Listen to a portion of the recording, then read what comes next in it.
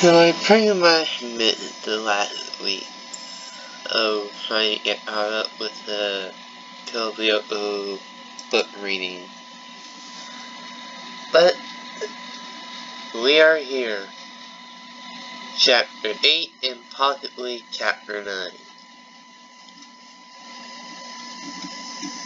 Chocolate books and secret passages. No wait, chocolate books and secret passages. Anyway, welcome back to the Lyoko book reading, and we are promised some good little bits of story here and there.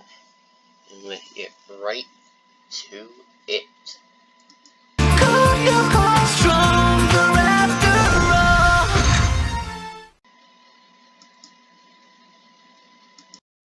Eight Chocolate, Books, and Secret Passages, City of the Iron Tower, France, January 9th, Achoo, sneezed odd. Achoo. Yumi echoed him. Jeremy laughed. Perhaps coming out here to talk about things wasn't such a good idea, given the cold. We can carry on back in the Hermitage, Ulrich agreed. I can't feel my legs anymore, they must have frozen. So, what do you guys say? Shall we get back inside, where it's warm? At your orders, boss. Odd yelled, and before anyone could stop him he flung a snowball at Jeremy's head. He collapsed and sprawled out across the ground. Yumi shut herself in the bathroom to enjoy a hot shower and wash the cold out of her. Ulrich and Odd, on the other hand, had entrenched themselves in the living room, buried under 10 centimeters of duvets and blankets, watching a horror film. Kiwi had curled up between Ulrich's legs, and he was fruitlessly trying to displace the dog. Ha ha. Odd laughed at Ulrich's struggles. You guys make me laugh too much. I don't think anything could make you stop laughing, Ulrich replied dryly. Short of decapitating this little monster. Exactly. You guys are too much. Just you wait and see, eh? Like when we were outside. Oh, I couldn't believe it, ha, ha, ha. Aelita was observing the little scene from the kitchen door. Odd is pretty incredible, she commented amusedly. In the sense that it's incredible someone could live so long without ever making use of his brain. Jeremy queried, smiling. He took a small pan from the shelf and put it on the electric hot plate, taking care not to burn himself. Then, he started to pour in cocoa powder and milk. Aelita sat down to watch. Hot chocolate would be wonderful right now. Jeremy took a furtive peek and saw her satisfied expression. How are you feeling now? I'm not sure. Back when you guys were telling the story, it seemed to me like I was remembering something.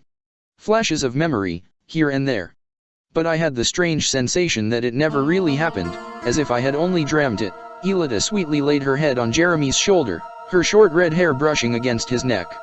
Can I ask you something? She asked, whispering. Of course you can. Why, after all the trouble you had gone to in recovering me from the supercomputer, didn't you shut it down forever? The cocoa powder swirled in the pan, slowly dissolving into the milk. Actually, we did try to turn it off. But something went wrong. Yes. Xana had demonstrated a willingness to do anything to survive. To prevent us from extinguishing him forever he used me.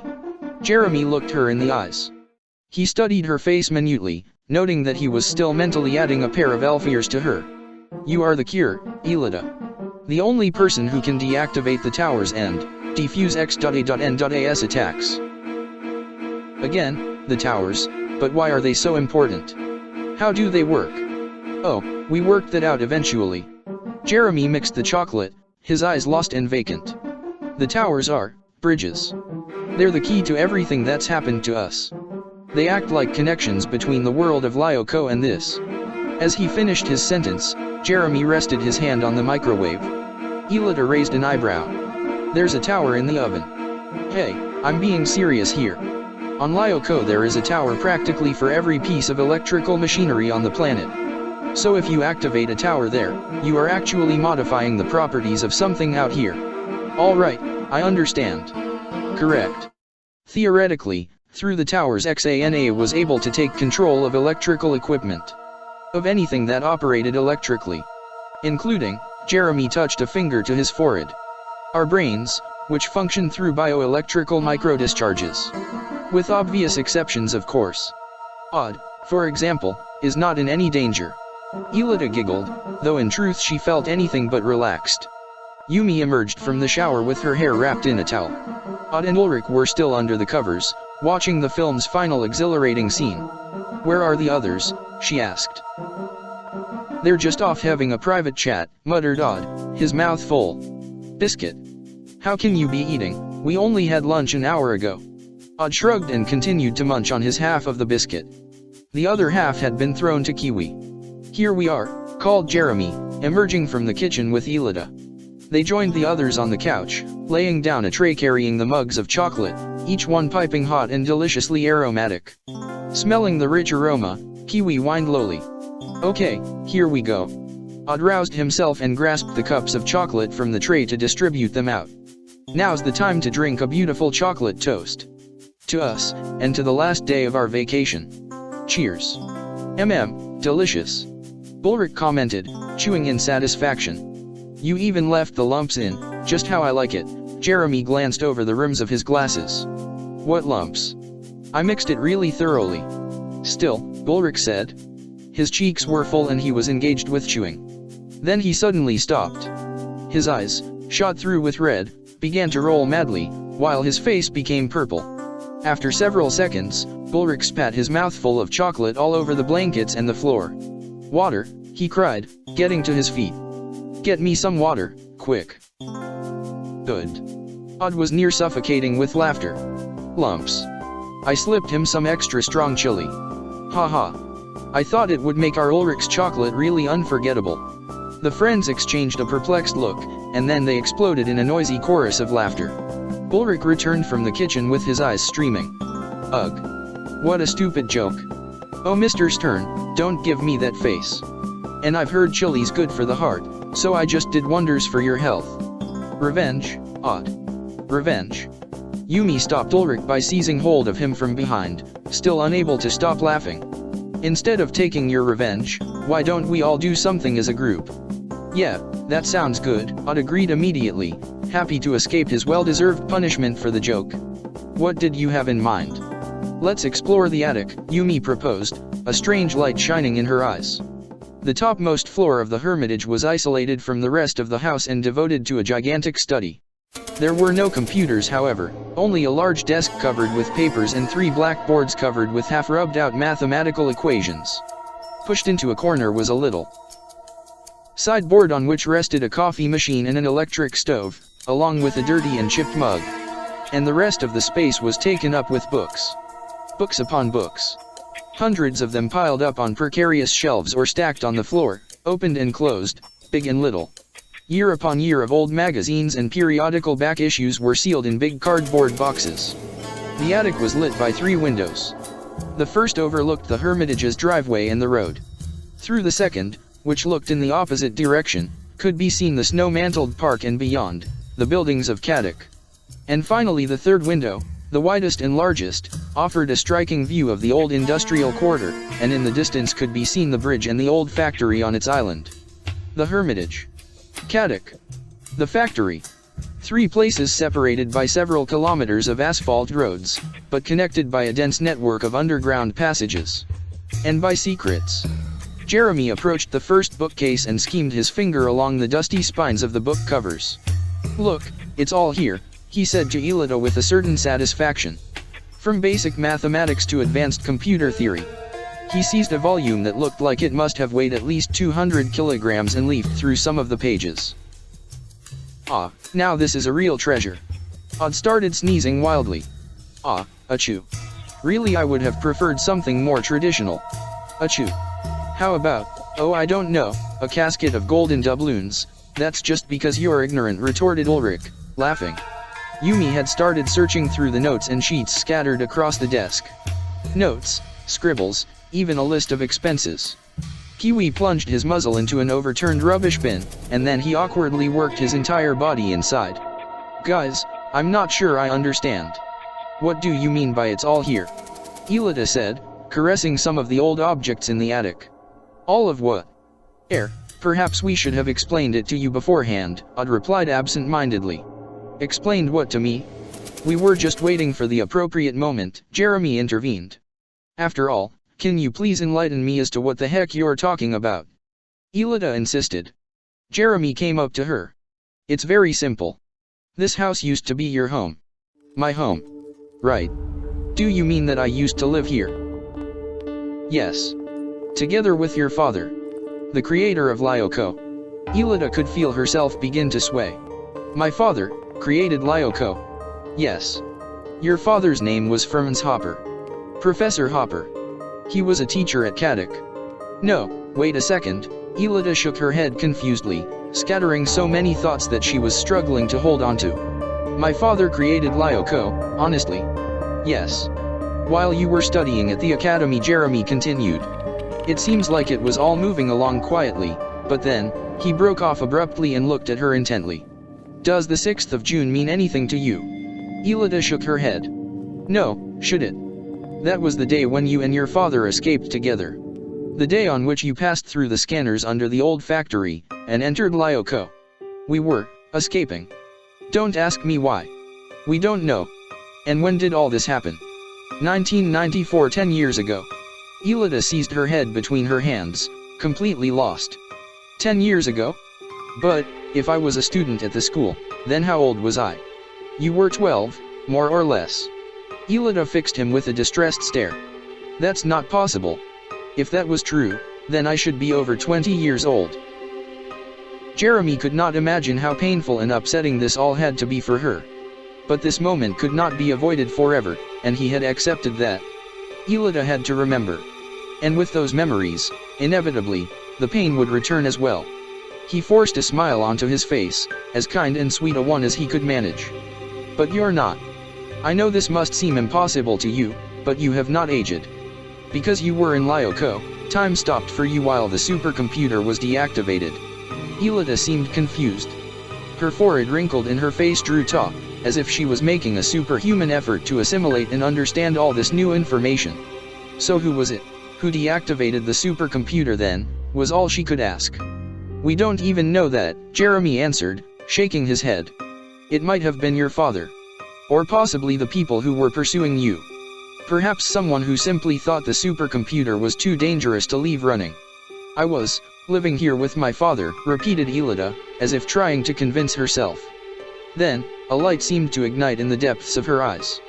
And, I must have had a mother as well, right? I'm sorry, but we don't know anything about her.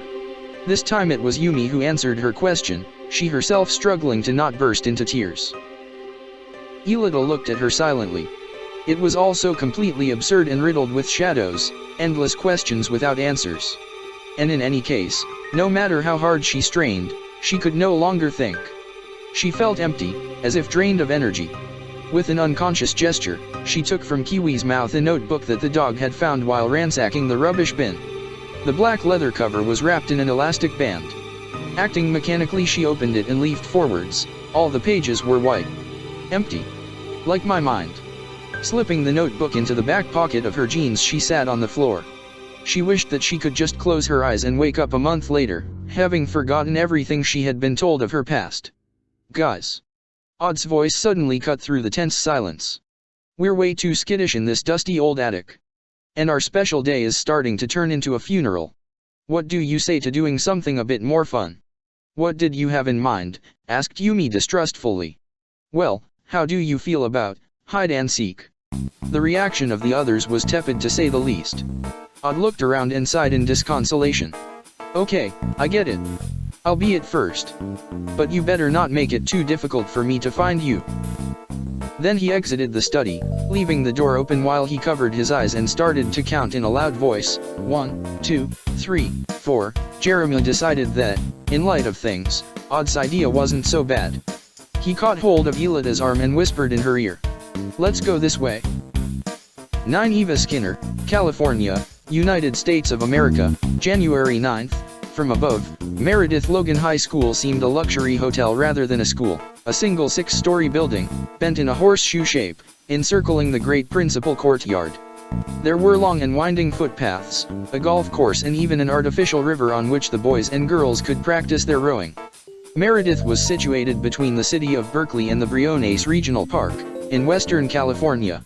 It was considered one of the best schools in the United States of America, not only for the high educational standards set by its staff, but also for the school's ability to organize a wide variety of extracurricular events, from music concerts to sports tournaments. On this Sunday, the 9th of January, the whole school had been thrown into confusion. At dawn the main courtyard had been invaded by articulated trucks and caravans, and now an army of workers were unloading and assembling stage sections, threading cables together, securing lights with bolts. Around midday the general confusion was worsened by students arriving back from their holidays early. It was a strangely hot day for the season, more than 20 degrees, and so the students were wearing short-sleeved t-shirts as they gathered where decorations were being hung, announcing, "Ceb Digitals, live concert." A small group of 3 female students carrying lunchboxes had arranged themselves under Old Joe, an elderly pine tree situated on a little promontory next to the school. From here they had a fantastic view of the entire courtyard. "Wow, isn't this incredible?" Susie said, losing herself in the excitement. "It was really worth the effort to return to school a day early." "I can see that now," echoed Jennifer. "Hey look, you can see the stage now. Holy cow, that is huge." The third girl, Eva Skinner, wore her blonde hair cut short, in a manner that drew attention to the perfect line of her nose. Eva turned around to face her companions, rolling her blue eyes and long eyelashes in a manner that had turned the heads of many of Meredith's male students. "Sure it's big.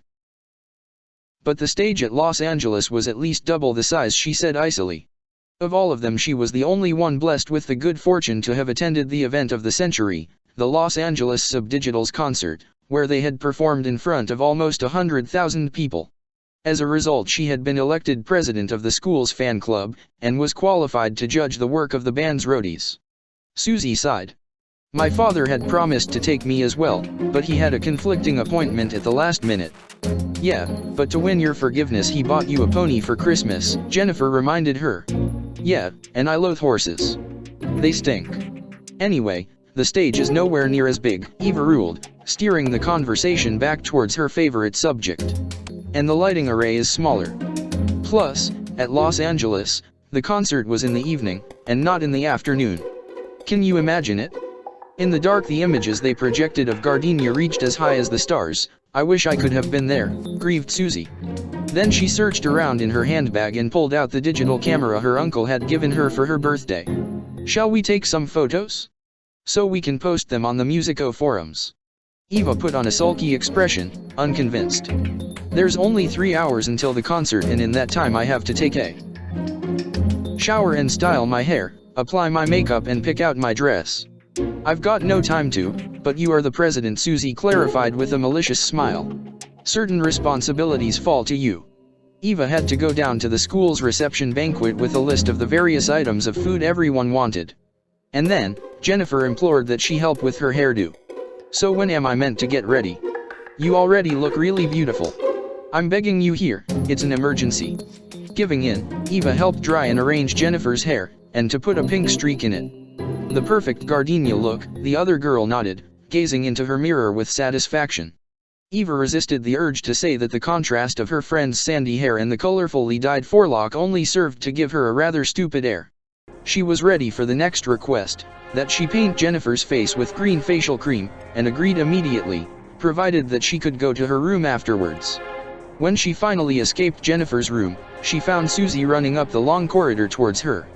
"What is it this time?" asked Eva, now on the verge of despair. Susie handed a CD to her. "The photos.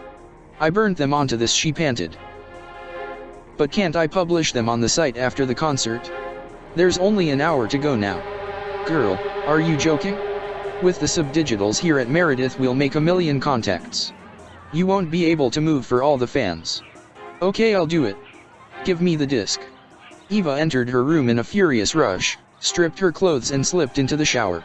Instead of the long relaxing soak she had planned, she had to make do with a quick rinse. Then she wrapped a bathrobe around herself, turbaned her hair with a clean towel and, dripping water on the floor, ran to her computer. Uploading the photos was going to be a real chore. On concert days the Musico forums could suffer terrible lagging due to the increase in activity. While the computer booted itself, Eva took advantage of a few seconds' peace to varnish her nails. She shook her hands back and forth to make them dry faster. Meanwhile, she used her foot to press the button that opened the computer's DVD drive.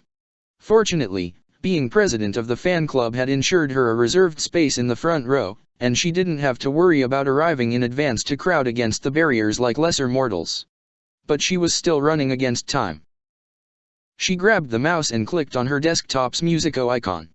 On the monitor, the Ceb Digitals emblem appeared, a rose whose stalk was fused with the neck of an electric guitar. Eva gave it only a familiar absent-minded glance. Then the image flickered and wavered. The flower's red corolla began to open out and darken in color. Eventually, a strange drawing appeared in place of the emblem. 2 black concentric circles. 4 little radial bars, 1 above and 3 below. The girl batted her eyelids in confusion. Her mouse spat out an electric blue spark. And then Eva remembered nothing. 10 The Secrets of the Hermitage, City of the Iron Tower, France, January 9th. Jeremy led Aelita towards the writing desk and showed her a trapdoor set into the floor of the study, a simple bit of planking made of a lighter colored wood than the rest of the parquet floor. Together they lifted it, raising a cloud of dust that left them both sneezing. Beneath it was a narrow spiral staircase that corkscrewed downwards, hemmed in by sparse cement walls. "Incredible," exclaimed Aelita. "It's like a secret passage." Jeremy smiled. "That's exactly what it is, a secret passage that leads straight to the basement. And you've seen nothing yet. Would you believe that there is another underground passage that connects here to the old factory? We think your father was using it to reach his laboratory without drawing unwanted attention. Or, it's possibly how you escaped there 10 years ago." "You say that as if that's something normal." Aelita took his arm, forcing him to turn to face her. "Please, Jeremy," she whispered, looking him straight in the eyes. "Please, Jeremy, I need you to tell me everything you know about this, right now." "Fair enough, but only if you don't go and make a sudden new discovery," he tried to joke. Then, seeing Aelita's severe expression, he immediately became serious. "Honestly, there isn't anything we've not already shared with you. All we've discovered is that your father was somewhat secretive, and that he arranged for the house to be riddled with escape routes and hidden passages. But why all these secrets? We believe it can be attributed to the private nature of your father's research. And perhaps some of these hidden entrances were for the convenience of whomever he was conducting that research for." "What do you mean? Who was my father working for?" Jeremy shook his head. "We're not sure. All we have to go on for now is a name, the Green Phoenix. And that means. It means that for now, we're fumbling in the dark." There followed a long silence that seemed to stretch on forever, during which Aelita remained immobile, frozen at the top of the spiral staircase that disappeared down into the shadows. "Have you located all of these passages?" she asked unexpectedly, as if waking up from a long sleep. "No, unfortunately. The structural plans for the Hermitage are long gone. But we discover a new one every time we explore the house. That's why it's so much fun to play hide-and-seek here." He smiled at her and winked. Aelita returned the smile and placed one foot on the first step. Then she seemed to reconsider it and turned to face Jeremy again. "Let's never let any secrets come between us." "Agreed." Jeremy gazed at her seriously and nodded. "I promise. Now we better head down before Odd discovers us." The basement of the Hermitage had more in common with a warehouse than a cellar. Jeremy and Aelita emerged from the hidden passage and closed the door behind them. It was covered with a cement panel so as to make it practically indistinguishable from the walls around it. Straight in front of them was an industrial-strength refrigerator, an entire chilled room sealed off by a reinforced metal door. On the right, another room served as a pantry, a cluster of metal shelving units still stacked with boxes of food purchased in bulk. Now they started to follow the dark passage, lit only by opaque windows at ceiling level. They found wardrobes crowded with brooms and cleaning detergents, and emerged in a huge room, almost empty and only occupied by a pair of clothes horses and an old washing machine. Jeremy knew that this was all a difficult burden for Aelita to bear, and he felt guilty that he could not completely share in his friend's pain. But at the same time he himself felt strangely content, an emotion that was quite rare for him. He was on vacation, spending time with his friends. And the hide-and-seek had given him the perfect excuse to be alone with Aelita. Perhaps it was wrong of him, but he could not help it. And in truth, Aelita seemed to have taken to this tour of the Hermitage's basement as an opportunity to divert her attention. "And where does this go?" she asked curiously, as they arrived at the entrance to a darkened passage. "It leads down to several other passages that we've not fully explored yet. It's a good 20-minute walk. And then, who knows?" Aelita had the sensation of having been here once before, though she could not remember precisely when. Her attention was drawn in the opposite direction. "And this is?" she asked. It was a little square room a few meters long on each side, which looked like the stores of a builder's yard. Sacks of lime were piled into a corner and covered with dust, along with big boxes of broken tiles. There was a dirty pail of mortar and an old trowel. "Wait a minute," Aelita said. "You've never been able to find the plans for the Hermitage, correct?" "Right. But there must have been other people working on all this. I mean, like the contractors. Maybe they could be able to tell us something." Jeremy looked at her in admiration. "You're right. I never considered that." He crouched down to examine the sacks closer. "There's something written here, but it's illegible, completely worn out. Here, help me to move these. Perhaps the ones behind might be better condition." They weighed a ton, but between the two of them they were able to drag the first row of sacks forward on the floor by a few centimeters. Aelita slipped into the space they had created and stooped to read. "Bingo. B&B, Brulette and Brothers, 117 Rue de Tivoli." "That's right on the other side of the city," observed Jeremy. "But that means my father hired a company with that address. Maybe they're still in business. We could go there right now." Hey, slow down," Jeremy exclaimed. "Don't we at least want to finish the game?" Aelita smiled. "Think about it. Is an inquiry of this kind any less boring than playing hide-and-seek?" Yumi and Ulrich advanced through the snow-covered garden, their feet sinking several centimeters into the soft mantle. After several steps, Ulrich's socks had already soaked through and he had started to sneeze. "Oh yeah, going outside was a great idea. Why stay inside in the comfortable warmth? Plus we're leaving a trail of footprints, Odd will find us in a second." "Arg," burst out Yumi. "If you just stopped moaning you might start enjoying this fresh air. Besides, don't you find it romantic?" Ulrich stopped. Romantic?" he stammered confusedly. He suddenly felt as if Yumi had struck him right in the chest with one of her most painful kung fu attacks.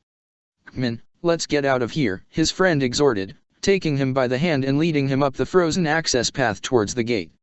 Yumi's hand was warm and Ulrich suddenly felt sweaty under the collar, in spite of the cold. Before his eyes, her black hair seemed to sparkle in the wintry afternoon light. Yumi suddenly stopped. "Oh, now there's a coincidence. Look who's here as well," she whispered. Ulrich instinctively turned to look in the same direction as his friend and went rigid.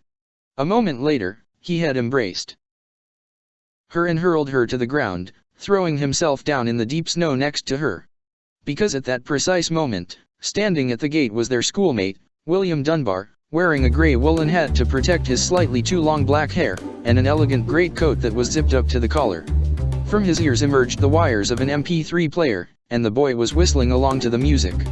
"Do you mind explaining what's gotten into you?" screamed Yumi, half suffocated by the snow. "Were you trying to kill me? For pity's sake, keep quiet," Ulrich whispered, pressing a finger against her lips. He turned fearfully to see if William had noticed anything. But the other boy had peacefully continued in his tranquil walk, heading goodness knew where. That finger on her lips had literally enraged Yumi. She hurled Ulrich to one side with a judo movement and rose to her feet. The usually white skin of her face was now a fiery red and her expression was rabid. "Mr. Ulrich's turn," she hissed. "You didn't want William to notice us, is that the case? You didn't want him to say hello to me? Just let it go, all right? You will not dictate to me what I will and won't let go. You have no right to do that. No right at all." Whereupon the girl set off with great long strides back towards the house, leaving Ulrich, drenched in snow, to wonder what, precisely, he had done wrong.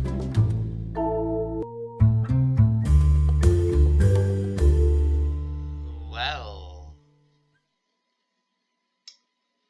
I gotta say that those 3 chapters were kind of entertaining, just say.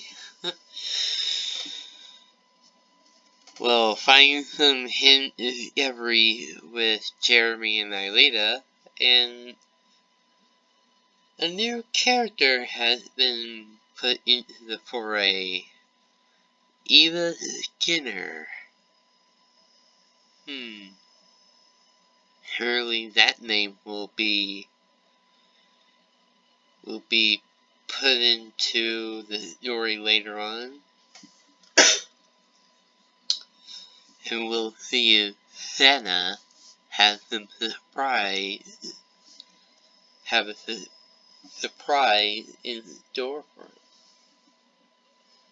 So, anyway, until next time, this is Christopher with the Lyoko book reading. And next time we'll start off with chapter 11. And hopefully end this book reading. And see you all next time.